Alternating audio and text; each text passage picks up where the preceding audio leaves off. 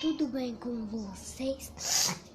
Hoje estou aqui só para falar porque hoje eu só vim mostrar aqui para vocês a minha geladeira.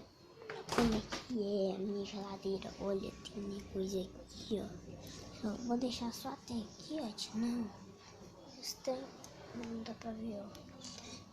Leite, suco, gente, suco. Ai, tá geladão, gente. Aqui, ó, tem mais leite.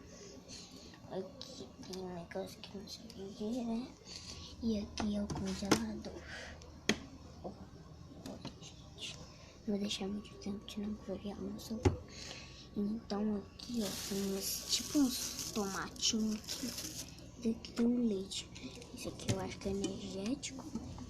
Então, valeu. Então, valeu. Valendo. E tchau.